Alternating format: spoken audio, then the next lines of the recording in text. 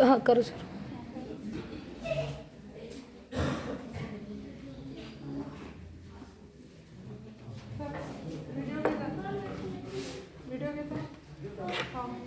नमस्कार. नमस्कार कसे आहात तुम्ही सगळे? सॉरी, मला ना फोन आला होता म्हणून लेट झाला. तर आज मी अहिल्या, तुम्हाला माझी ओळख सांगितली सरांनी.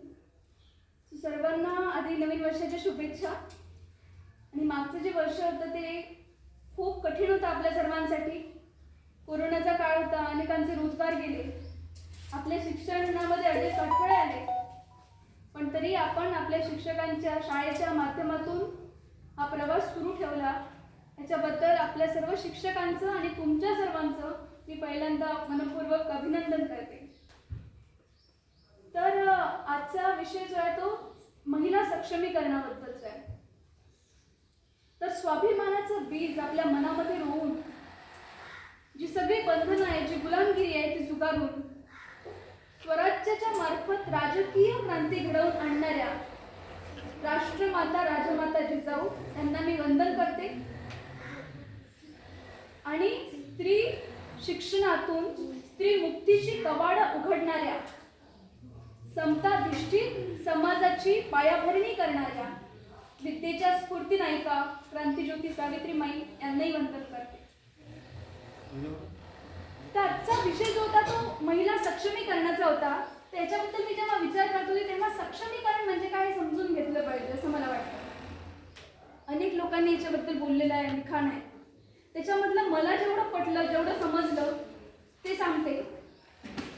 की जेव्हा कुठलाही सामाजिक, राजकीय, आर्थिक, शैक्षणिक, सांस्कृतिक आणि लैंगिक या सर्व विषयांवरती स्वतंत्रपणे निर्णय घेण्याचं जेव्हा स्वातंत्र्य असतं आणि तो निर्णय घेत असताना आपल्याकडे जी संसाधन आहेत, जी साधनं आहेत ती मुबलक प्रमाणात उपलब्ध आहेत का, ती माहिती उपलब्ध आहेत का, तो निर्णय घेताना आपल्यावरती कुठल्याही प्रकारचं शारीरिक, मानसिक बंधन नसलं पाहिजे, दबाव नसला पाहिजे, तणाव नसला पाहिजे. आणि शेवटचं सर्वात महत्त्वाचं म्हणजे तो निर्णय घेतल्यानंतर आपली सामाजिक प्रतिष्ठा आणि सुरक्षितता जपली जात असेल तर त्याला आपण सामाजिक सक्षमीकरण म्हणूया किंवा एकंदरच सक्षमीकरण म्हणूया. तर असं वातावरण निर्माण करून देण्याचं, तयार करून देण्याची जबाबदारी ही कुटुंबावरती असते, समाजावरती असते, तिथल्या राजकीय व्यवस्थेवरती असते. आणि ते जर होत नसेल तर मग आपल्याला सक्षमीकरणाबद्दल बोलावं लागतं. आज आपण महिला सक्षमीकरणावरती बोलतो.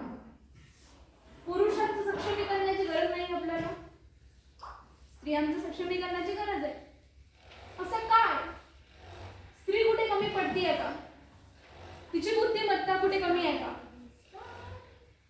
तर तेव्हा स्त्रीचं एक स्त्री असणं नगण्य असतं आणि तिचं मूल्यमापन तिच्या बुद्धिमत्तेच्या, तिच्या कौशल्याच्या, तिच्या व्यक्तिमत्वाच्या आधारावरती केलं जातं. तेव्हा ती सुद्धा पुरुषांनी एवढीच उत्तुंग कामगिरी करू शकते याच्यासाठी आपला इतिहास साक्ष आहे. कल्पना चावला, किरण बेदी, अहिल्याबाई होळकर, इंदिरा गांधी, राणी एलिझाबेथ ही या सर्व स्त्रिया जर बघितल्या त्याचंच उदाहरण आहे. मग तिची बुद्धिमत्ता कमी पडत नाही, तिचं कौशल्य कमी पडत नाहीये, मग तरी तिचं सक्षमीकरण आपल्याला का घडवून आणावं लागतंय? त्याचं कारण असं आहे की स्त्रीचा जो दर्जा आहे तो गुलामाचा असू दे नाही तो देवीचा असू दे, हा तिने स्वतः ठरवलेला आहे. तो कायम पुरुषाने ठरवलेला आहे आणि तो दर्जा तिने मान्य केला, स्वेच्छेने स्वीकारला. त्याच्यामुळे झालं असं की तिचा जो आत्मसन्मान होता किंवा एक व्यक्ती म्हणून घडण्याची तिची जी प्रक्रिया होती ती पूर्ण झाली. आणि म्हणून आपल्याला स्त्री सक्षमीकरणाबद्दल बोलावं लागतं. तर याच्याबद्दल बोलताना हे लक्षात येईल की सक्षमीकरणाची जी भूमिका आहे ती फक्त आपण घेतो असं नाही, ती गावामध्ये घ्यावी लागते, ती शहरामध्ये घ्यावी लागते, ती शिक्षित कुटुंबामध्ये घ्यावी लागते, ती अशिक्षित कुटुंबामध्ये घ्यावी लागते. ती भारतामध्ये घ्यावी लागते आणि जी महासत्ता आहे जागतिक USA अमेरिका तिथे याच्याबद्दल बोलावं लागतंय. मग अशी कुठली व्यवस्था आहे की जिने वर्षानुवर्षापासून जोखडातून अशी जोखडा स्त्रीवरती लादली की तिचं सक्षमीकरण होऊ शकलं नाही. तर ती व्यवस्था म्हणजे पितृसत्ता आहे. तर त्याच्यावरती बोलणं गरजेचं आहे. महिला सक्षमीकरणावरती बोलताना तुम्ही पितृसत्तेला डावलून चालणार नाही. सर्वात मोठा 18 जो असेल ती पितृसत्ता. तर स्त्री एक मालमत्ता आहे, ती व्यक्ती नाही. पुरुषाची खाजगी संपत्ती आहे.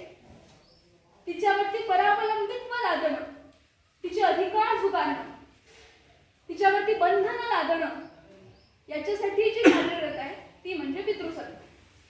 पितृसत्ता काय म्हणते? तर पितृसत्ता म्हणते की men are Superior than women. पुरुष हा स्त्रीपेक्षा श्रेष्ठ आहे. कोण म्हणतं, कोण ठरवतं? पुरुष ठरवतं. समजतंय? तर आता ही पितृसत्ता जी आहे तिचं स्वरूप बदलतं हळूहळू. आता ती पितृसत्ता नाहीये, ती पुरुष सत्ता आहे. म्हणजे आता फक्त वडील कुटुंबामध्ये अधिकार नाही गाजवणार, सर्व पुरुष गाजवू शकतात.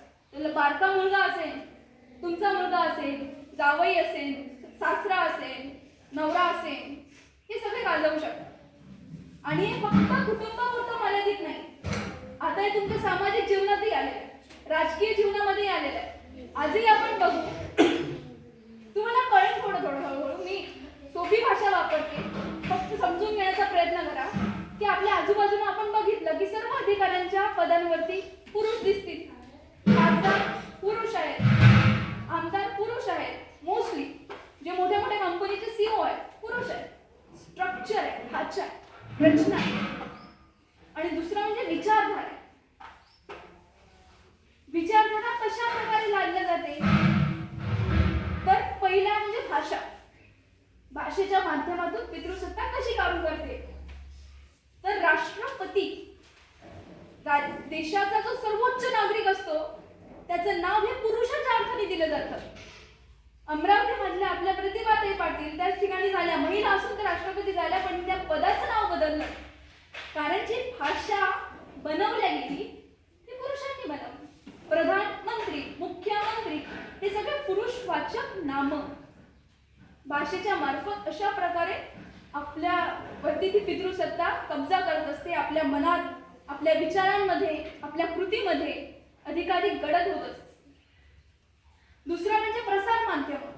प्रसार माध्यम काय सांगतात की सौंदर्य साबून निर्माण, है ना, की तुम्हाला सौंदर्याची गरज आहे, तुम्ही सुंदर दिसलं पाहिजे. का बरं दिसलं पाहिजे सुंदर? कारण की अर्थव्यवस्थेला हातभार लावणारा जो रोजगार आहे त्याच्यावरती पुरुषांची मालकी आहे. आणि तो अधिकार तुम्ही मागू नये म्हणून तुम्ही तुमचं सौंदर्य जपलं पाहिजे, तुम्ही सुंदर दिसलं पाहिजे. त्यामुळे तुम्ही काय होणार की तुम्ही स्वतःमध्ये गुंतून राहा, याच्यामध्ये येण्याची तुम्हाला गरज वाटणार नाही. अशा प्रकारे प्रसार माध्यम काम करतात. अजून काय?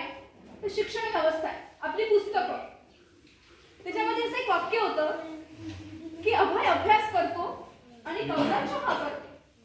आता हे दोन साधी वाटतात गोष्ट. ज्यांना त्यातलं कळलं की याच्यामध्ये पितृसत्ताक मानसिकता कशी आहे, त्या लोकांनी शिक्षण मंत्र्यांना प्रश्न विचारला की असं लिहिलेलं आहे. शिक्षण मंत्री म्हणाले काय झालं मग याच्यामध्ये? एकच जोड शब्द आहे म्हणे अभ्यास, तोही बरोबर आहे. तर अशा प्रकारे जे आपली पॉलिसी ठरवतात, जी पुस्तकं लिहितात, त्यांच्या ठाई सुद्धा हे ठरलेलं आहे. आणि तेच आपल्या शिक्षणातून, आपल्या वागण्यातून, आपल्या बोलण्यातून, आपल्या भाषेतून येत आहे. त्याच्यानंतर कुटुंब व्यवस्था ही प्राथमिक आहे ही पितृसत्ता रुजवण्यासाठी. कसं? तर पहिलं आहे म्हणजे श्रमाची विभागणी.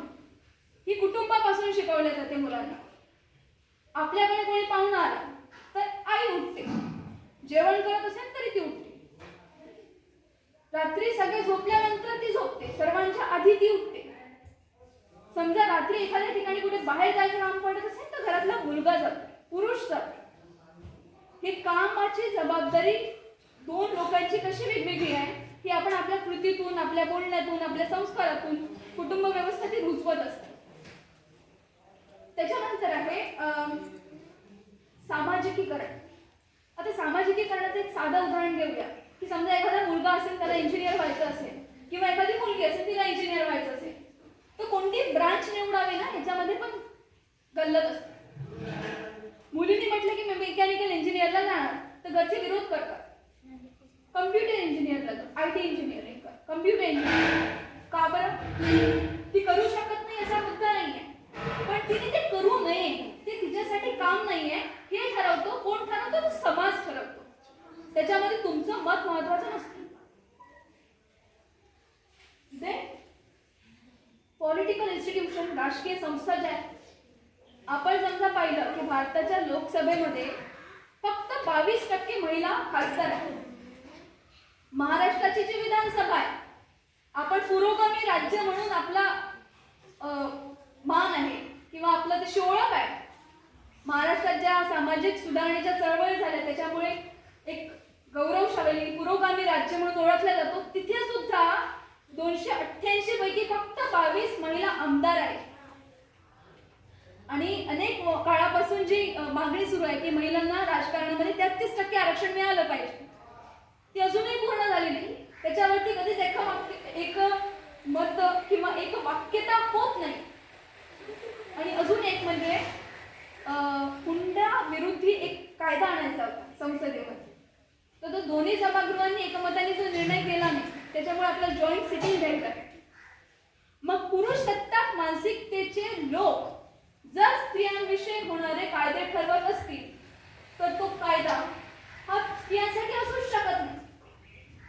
कारण स्त्रियांचे प्रश्न समजून घेण्यासाठी आधी तुम्हाला स्त्रियांची मानसिकता समजून घ्यावी लागेल, त्यांचे प्रश्न समजून घ्यावे लागतात. आणि अजून एक गोष्ट, जेव्हा आपण महिला सक्षमीकरणाबद्दल बोलतो तेव्हा आज तरी ते 2 सर बसलेले आहेत, नाही तर हा एरवी लेडीज क्लबचा कार्यक्रम आहे असं समजलं जातं. तुमचा समाजाचा 50% भाग जर दुर्लक्षित असेल, उपेक्षित असेल, त्यांना त्यांचा अधिकार मिळत नसेल, तर हा महिलांचा नाही संपूर्ण समाजाचा प्रश्न. आणि पेट्रियार्की, पितृसत्ता ही फक्त महिलांचा अधिकार मारते किंवा त्यांना बाधक आहे असं नाही, ती पुरुषांसाठी पण तेवढीच बाधक. कारण पुरुषांमधलं मनुष्यत्व ती मारत असते. आपण कोरोनाच्या काळामध्ये पाहिलं की अनेक लोकांचे रोजगार गेले. रोजगार गेल्यानंतर अनेक पुरुषांनी आत्महत्या केल्या. त्याचं कारण असं आहे की तुम्ही तुमची भावना दाखवणं, तुम्ही रडणं, तुम्ही व्यक्त होणं हे समाज मान्य करत नाही. मर्द को दर्द नाही होता, दर्द होता है.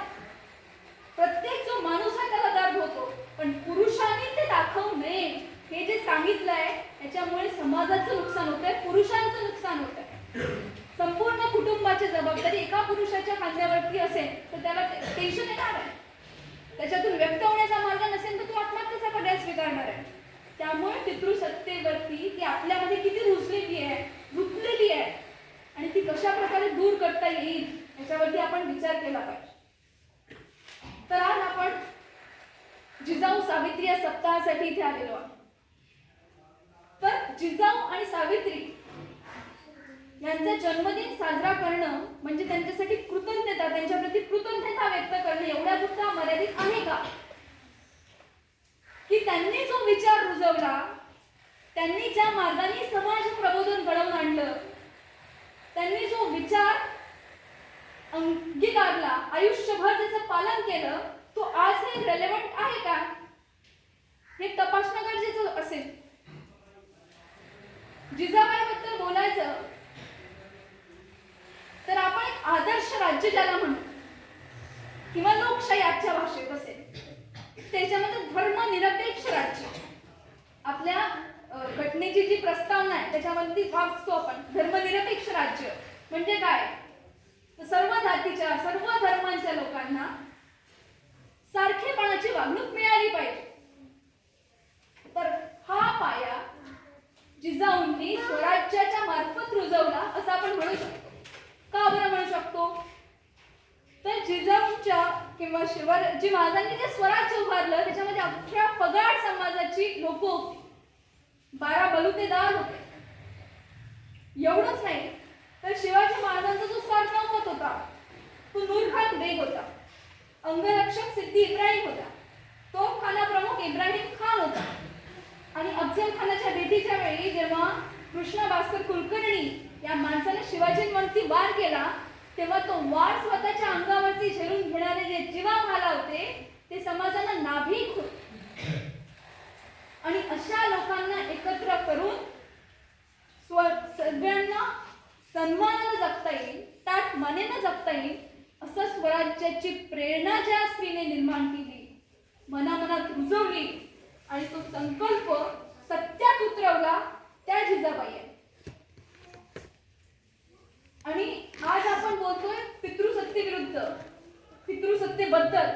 आजही ती जर इतकी प्रखर असेल तर 16व्या शतकामध्ये जेव्हा जिजाबाईंचा काळ होता त्या शतकामध्ये ती अधिक कठोर असेल, अधिक जास्त प्रमाणात स्त्रियांचं शोषण करणारी असेल. आणि दुसरं म्हणजे परकीय सत्ता होत्या, त्याच्यामध्ये स्त्रियांची सुरक्षितता नव्हती. अशा काळामध्ये स्वराज्याचा विचार करणं आणि तो सत्यात आणणं याचं काम जिजाऊंनी केलेलं.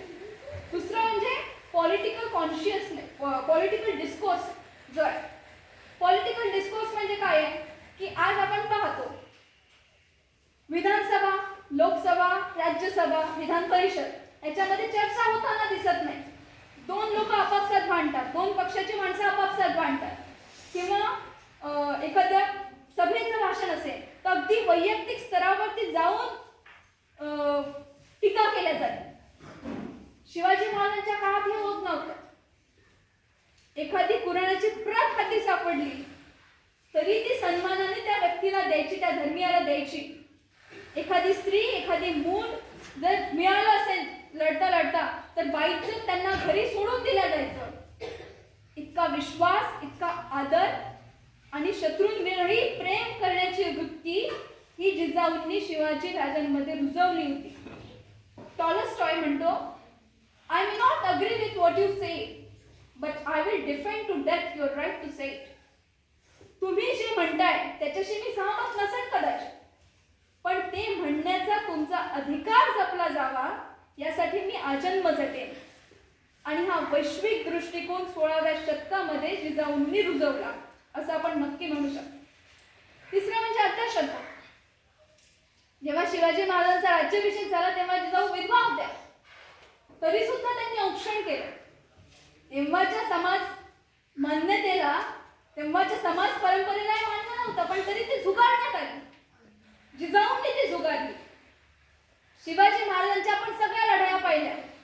अमावास्येच्या रात्री झाल्या, कोणतेही पंचांग पाहिलं नाही, कोणताही मुहूर्त पाहिला नाही.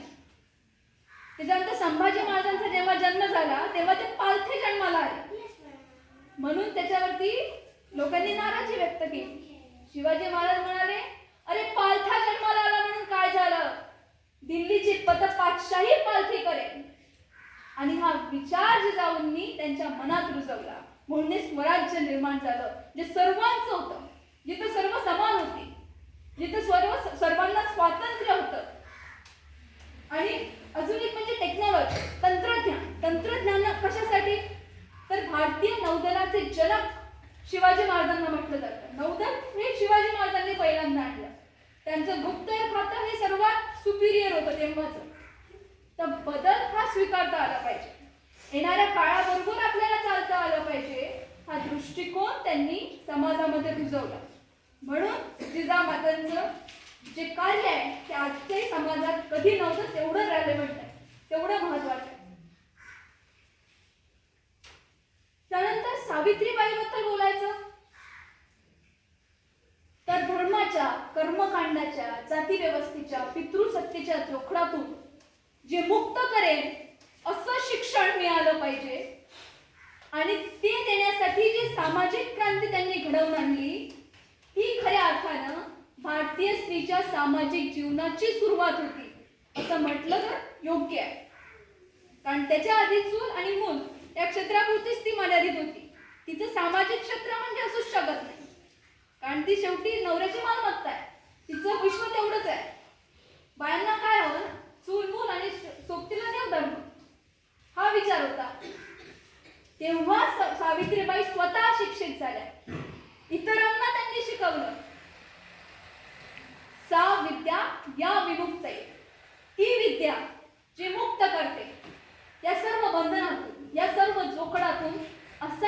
शिक्षणाचा अर्थ सावित्रीबाईंना अभिप्रेत होता. आज आपण शिक्षण का घ्यायचं ह्याच्याबद्दल पाहिलं तर 3 मुख्य गोष्टी मला वाटतात ते सांगते. पहिली आहे सेल्फ कॉन्शियसनेस, आत्मभान. ज्या समाजानं स्त्रीला पुरुषांच्या बरोबरीचं सोडा पण पशूच्या, प्राण्यांच्या पंक्तीला जाऊन बसवलं. तुलसीदास काय लिहितात रामचरितमानसमध्ये? ढोल गवार शूद्र पशु नारी ए साडंकी अधिकारी. त्यांना मारलं पाहिजे, यांना चोप दिला पाहिजे. तर त्या स्त्रीचं आत्मभान, तिची स्वअस्मिता जागृत करणं आणि शिक्षणामार्फत ती स्वतःच्या आयुष्यात काहीतरी बदल घडवून आणेल हा विश्वास तिच्या ठाई रुजवणं हे शिक्षणाचं काम. पढणं आहे, वाचायला शिकायचंय. का बरं वाचायचंय? तर स्वतःचं जीवन स्वतःला वाचता यावं यासाठी वाचणं शिकायचं. लिखणं आहे, लेखन शिकायचंय, लिहिणं शिकायचंय. का बरं? तर स्वतःचं नशीब स्वतः लिहू शकेल म्हणून लिहिणं शिकायचं. हिशेब करणं शिकायचंय.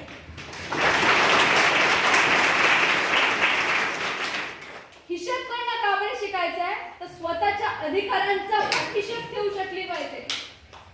कर्तव्याची जाणीव तर समाज करूनच देतो, कर्तव्य स्त्रीलाच करायचे असतात. पण अधिकारांची पण जाणीव ठेवता आली पाहिजे, त्याचा हिशेब ठेवता आला पाहिजे म्हणून हिशेब ठेवतात. हिशेब शिकायचा आहे असा शिक्षणाचा अर्थ त्यांनी अभिप्रेत केला. दुसरं महत्वाचं म्हणजे सायंटिफिक टेम्पर, वैज्ञानिक दृष्टिकोन. आता विज्ञान तुम्ही शिकता विषय आहे तुम्हाला सगळ्यांना. विज्ञान आणि वैज्ञानिक दृष्टिकोन याच्यात फरक आहे का? आहे का? आहे. फरक कसा आहे मी सांग. आता 10वीचे मुलं आहे, आपल्याला माहिती आहे एक्स गमेट आणि वाय गमेट एकत्र आलं म्हणजे मुलगा होतो, एक्स गमेट आणि एक्स गमेट एकत्र आलं म्हणजे मुलगी होते. आणि बायोलॉजिकल ऍक्सिडेंट ते कोणाच्या हातात नसतं, पण तरी मुलगा झाला पाहिजे म्हणून आपण नवस करतो की नाही? केलं जातात आजही समाजामध्ये. तुकाराम महाराजांनी 16व्या शतकात सांगितलं, नवसे कन्या पुत्र होती तर का करणे लागे पती. नवसानेच पोरं व्हायचे तर लग्न करण्याची काय गरज आहे? नोकरी मिळवण्यासाठी नवस केला जातात, देवासमोर साकडं घातलं जातं. नोकरी जर नवस करून मिळाली असती तर पंजाबराव देशमुखांना शिवाजी शिक्षण संस्थेची निर्मिती करायची गरज पडली नसती. आपण डिग्री घरीच घेतल्या असत्या, नोकरी घरीच भेटली असती. लग्नासाठी अशा विविध कारणासाठी नवस बोलल्या जातात. त्याच्यानंतर सत्यनारायण किती सुशिक्षित असला तरी लग्नामध्ये सत्यनारायण घातलं जातं. जो माणूस एक दिवसही शाळेत गेला नाही ते गाडगे बाबा सांगतात की सत्यनारायण ही कोणाची तरी रोजगार हमी योजना आहे. त्या माणसाचं नाव आपल्या अमरावतीच्या विद्यापीठाला दिलं जातं जो माणूस एक दिवसही शाळेत जात नाही. शासनाला दखल घ्यावीशी वाटते पण आपण हा विचार अजून अंगीकारला नाही. तो वैज्ञानिक दृष्टिकोन आपण स्वीकारू शकलो नाही. विज्ञानाचा आविष्कार आहे संगणक, लॅपटॉप, पण त्याची आपण पूजा करतो. धर्माला चॅलेंज देऊन स्वतःच्या मन मस्तक आणि मनगटाच्या भरवशावरती ज्या माणसाने ही अभूतपूर्व क्रांती घडवून आणली त्याची आपण पूजा करतो. गाडीमध्ये आपण लिंबू मिरची लावतो. हे सायंटिफिक टेम्पर आणि सायन्स याच्यामधला फरक आहे. विज्ञान आणि वैज्ञानिक दृष्टिकोन याच्यातली ही तफावत आहे. आणि ज्या दिवशी याच्यामध्ये एक वाक्यता येईल तेव्हा शिक्षणाचं खऱ्या अर्थानं जे सार्थक आहे ते होईल. जो पर्पज आहे ज्याच्यासाठी आपण शिकतो आहोत ते पूर्णत्वास येईल. आणि म्हणून सावित्रीबाई बद्दल बोलतो आता अंधश्रद्धा आणि सायंटिफिक टेम्पर याच्यासाठी महत्वाचं आहे की 18व्या शतकात सुद्धा सावित्रीबाईंच्या घरी देव नव्हते. एकदा त्यांनी ज्योतिबांना म्हटलं, म्हणजे सगळ्या बाया म्हणतात तुमच्याकडे देव नाही, असं कसं, ठेवूया. ज्योतिबा म्हणाले आतापर्यंत देव नव्हते, तुझं काही अडलं का? त्यांच्याकडे देव नव्हते. त्यांनी कायम समाजाविरुद्ध लढा दिला, विद्रोह केला, सोसलं झेललं, पण आपल्या प्रयत्नासाठी आपलं जे ध्येय होतं त्याच्यासाठी झटत राहिले शेवटपर्यंत. त्याच्यानंतर ज्योतिबा जेव्हा मरण पावले तेव्हा सावित्रीबाईंनी त्यांच्या प्रेताला अग्नी दिला. तेव्हाचे सगळे बंधनं चुगारले.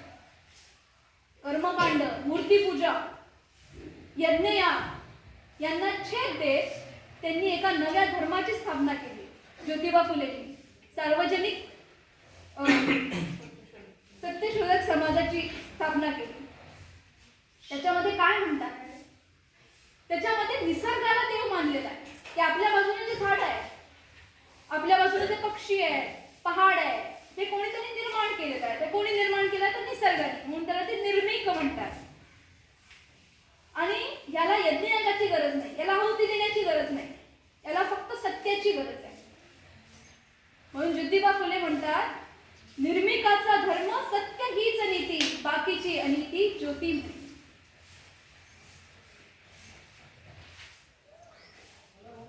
त्याच्यानंतर तिसरी वाली, पहिलं आपण की सेल्फ कॉन्शियसनेस, आत्मभान. दुसरं आहे सायंटिफिक टेम्पर, वैज्ञानिक दृष्टिकोन. आणि तिसरं आहे giving back to society. Giving back to society म्हणजे काय? आपण समाजाचं देणं लागतो ही जाणीव, हे मूल्य. आपण जेव्हा शिक्षण घेत असतो तेव्हा आपण समाजामधले अनेक रिसोर्सेस वापरतो. आपण कोणाचा तरी अधिकार घेत असतो, कोणाची तरी सीट असते ती आपण घेत असतो. आपल्याला लागणारं पाणी, आपल्याला लागणारं अन्न, आपल्याला शाळेत सोडून देणारे रिक्षाचे काका, या सर्वांचे उपकार आपल्यावरती आहे. त्यामुळे आपण जेव्हा शिक्षण घेतो तेव्हा त्याची भरपाई करायची असते. हा विचार, हे भान कायम जागृत ठेवणं गरजेचं आहे. आज काय होतंय की मुली शिक्षण घेत आहेत चांगला नवरा मिळवण्यासाठी. चांगल्या पगाराचा नवरा मिळाला की त्या आनंदी आहे. किंबहुना तोच त्यांच्या जीवनाचा, त्यांचा शिक्षण घेण्याचा पर्पज आहे. याच्यामुळे काय झालं की तुमच्या शिक्षणाची जी उपयुक्तता आहे ती तुम्ही स्वतः नाकारली. एक. दुसरं असं की तुमच्या शिक्षणाची उपयुक्तता समाज कसा नाकारतो.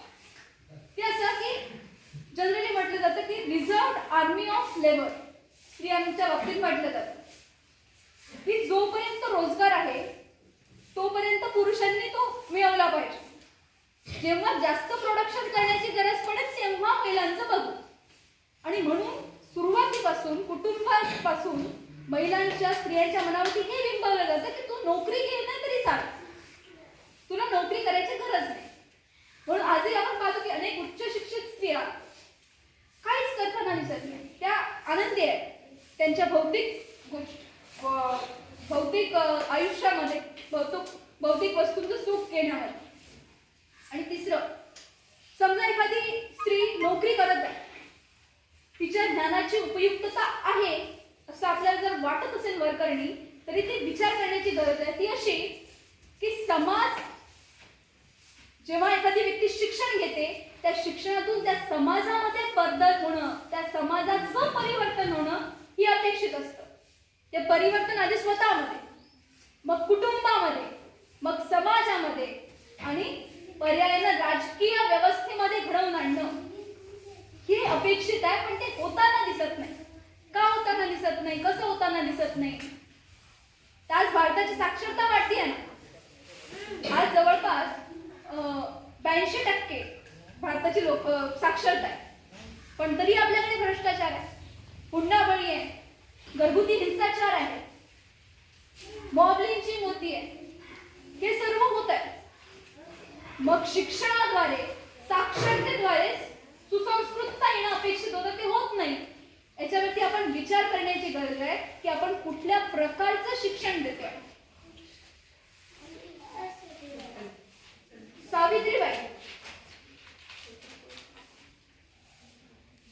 सावित्रीबाईंनी स्त्रियांना शिकवण्यासाठी स्वतःचं घर सोडलं. ज्या कपड्यावरती होत्या त्या कपड्यावरती सोडलं. सोबत दागिने नव्हते, त्यांच्या दुसरे कपडे नव्हते, तरी सोडलं. एकच ध्येय होतं, ते समोर ठेवून सोडलं. त्याच्यानंतर ज्योतिबा फुलेंनी सत्यशोधक समाजाची स्थापना केली. त्यावेळेस ते त्यांच्यासोबत होत्या. त्याच्यानंतर बालहत्या प्रतिबंधक गृह होते, त्याची स्थापना केली. त्याचं काय होतं की लहानपणी मुलींचे लग्न व्हायचे, मग समजा त्या विधवा झाल्या आणि दुसऱ्या कुठल्या माणसाने त्या स्त्रीवरती, त्या मुलीवरती अतिप्रसंग केला आणि त्याच्यातून ते मूल जन्माला येत असेल तर तिने काय करायचं? ती आत्महत्या करायची. मग हे होऊ नये म्हणून बाल हत्या प्रतिबंधक गृह उघडले. त्याच्यामध्ये असं सांगितलं होतं, त्यांनी याची पाटी लावली होती की तुम्ही इथे बाळंतपण करून जा, तुम्हाला मूल ठेवायचं आहे की नाही ठेवायचं आहे तुमची चॉईस आहे, आणि या मुलाची जबाबदारी आम्ही घेऊ आणि तुमचं नाव मुक्त ठेवण्यात येईल. त्यामुळे अनेक स्त्रिया तिथे जायच्या. आज कुमारी मातांच्या संदर्भात समाज ज्या दृष्टीनं बघतो, जी भूमिका घेतो, त्या भूमिकेवरती आपण विचार करावा लागेल. आपल्याला विचार करण्याची गरज आहे. आणि हे सावित्रीबाईंनी त्यांच्या उदाहरणातून, त्यांच्या कृतीतून दाखवून दिलं. त्यांनी स्वतः बाळंतपणा पण केली. त्याच्यानंतर नाभिकांचा संप घडवून आणला होता महात्मा फुलेंनी, की एखाद्या स्त्रीचा विधवा झाल्यानंतर तिचा केश वपन करण्यात येत होतं. सौंदर्याची गरज नाही ना, नवरा मेल्यावर दुसऱ्या कुठल्या पुरुषाची वक्रदृष्टी पडू नये म्हणून सौंदर्य नको, तिला कुरूप करायचं म्हणून तिचं केश वपन करायचे, केस काढून टाकायचे. त्याच्यासाठी त्यांनी नाभिकांनाच संपावरती पाठवलं. ते स्वतः संपावरती गेले. हा विचार होता. त्याच्यानंतर खऱ्या अर्थानं आपण अर्वाचीन मराठी कवितेची जननी असं ज्यांना म्हणू शकतो त्या सावित्रीबाई. काव्य फुले आणि 52 कशी सुबोध रत्नाकर हे दोन त्यांनी काव्य संग्रह लिहिले. त्यांच्या घरातला जो हौद होता पाण्याचा तो सर्वांसाठी खुला गेला. आधी पाणी कोणतं प्यायचं, कोणी कुठलं पाणी प्यायचं याच्यावरती पण जात येत होती, याच्यामध्ये पण जात येत होती, ती जुगारी. आणि अशा द्रष्ट्या स्त्रीचा उल्लेख केवळ फुलेंची सहचारिणी म्हणून केला जातो ही शोकांतिका आहे. कारण कुठल्याही स्त्रीनं स्वतंत्रपणे निर्णय घेऊन बुद्धिमत्तेच्या आधारावरती यशस्वी होणं यापेक्षा तिने नवऱ्याच्या यशामध्येच कसं धन्यता मानावी तशी मांडण्यासाठी तिच्यावरती संस्कार केले जातात. तुम्ही नवऱ्याच्या पाठीमागे उभं राहा, त्याच्या यशाचं शिल्पकार होणार, त्याच्या यशामध्ये यश माना, त्याच्या आनंदामध्ये आनंद माना, हे मान्य आहे. पण तुम्ही निर्णय घेतला आणि तुम्ही स्वतःच्या बुद्धिमत्तेच्या भरोशावरती काही मिळवलं तर ते समाज मान्य करत नाही. म्हणून कायम ती कोणाची तरी आई असते, कोणाची तरी मुलगी असते, कोणाची तरी बायको असते, कोणाची तरी सून असते. पण एक स्वतंत्र व्यक्तिमत्व म्हणून ज्या दिवशी आपण स्त्रीकडे पाहू त्या दिवशी स्त्री सक्षमीकरण हे खऱ्या प्रकारे होईल. आणि वे फॉरवर्ड किंवा भविष्याकडे वाटचाल करताना जर आपल्याला काही गोष्टी लक्षात घ्यायच्या असतील तर पहिलं आहे की कुटुंब व्यवस्था आणि शिक्षण व्यवस्था या दोन मध्ये मूलभूत बदल घडवून आणण्याची गरज. जेवायला कोणाला लागतं? स्त्रीला लागतं का? बायांना, मुलींना जेवायला लागतं का? तुम्ही जेवता का?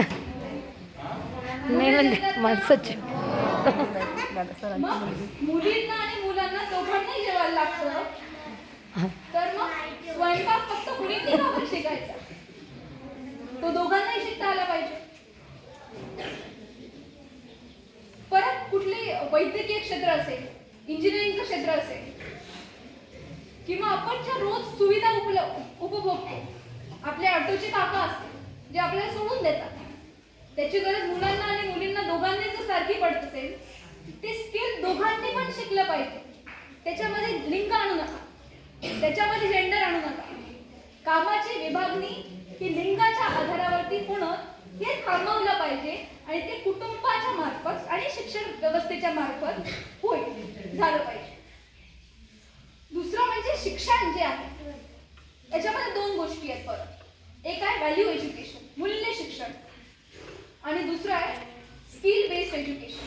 व्हॅल्यू एज्युकेशन मध्ये काय म्हणू आपण, जे सगळे व्हॅल्यूज आहेत आपल्या संविधानाच्या प्रस्तावनेमध्ये दिले आहेत, स्वातंत्र्य, समता, बंधुता, सायंटिफिक टेम्पर, वैज्ञानिक दृष्टिकोन राबवणे, हे शिक्षणातून झालं पाहिजे.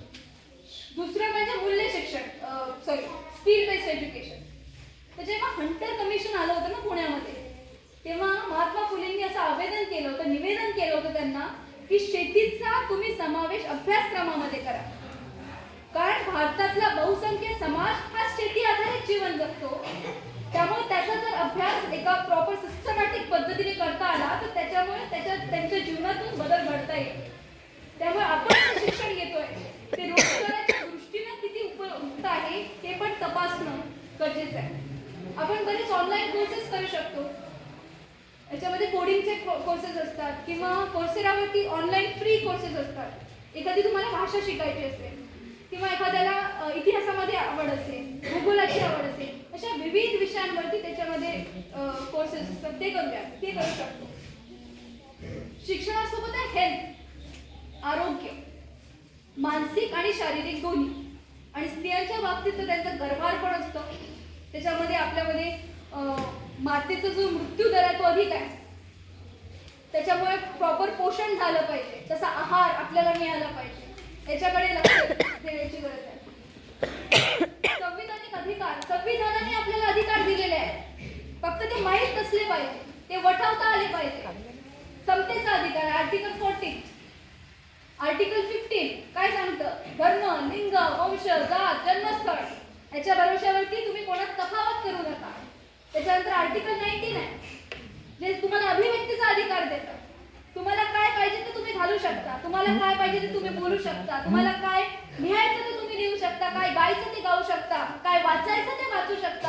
हा अधिकार आपल्याला आहे, तो वठवायचा आहे, तो ज्यांना माहित नाही त्यांच्यापर्यंत पोहोचवायचा आहे. त्यांच्या आयुष्यात आपल्या मार्फत काही बदल होत असेल तर तो घडवायचा आहे. Article 21A right to education, शिक्षणाचा अधिकार आहे.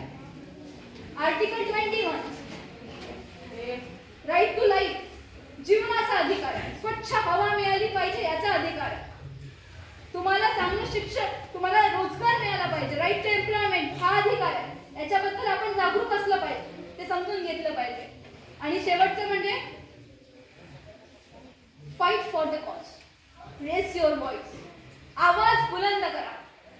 तुम्हाला वाटत असेल तुमच्यासोबत कुठे चुकतंय, तुमच्यावरती अत्याचार होतोय, अन्याय होतोय, त्याच्या विरुद्ध आवाज उठवा आणि त्याच्यासाठी लढा द्या. या दोन्ही स्त्रियांनी हेच केलं. त्यांच्या काळामध्ये त्यांची जी समाजाची चौकट होती ती अनुकूल नसली तरी लढा दिला. दोन्ही विद्रोही स्वरूपाच्या स्त्रिया होत्या. आणि शेवटी मी कमला हसीन नावाच्या एक स्त्रीवादी लेखिका आणि कार्यकर्त्या आहे, त्यांची कविता म्हणते आणि मी थांबते. तर कविता आहे हिंदीमध्ये. कवितेचं शीर्षक आहे मुझे पढ़ना है.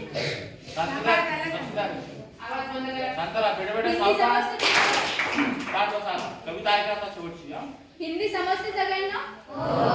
Okay good.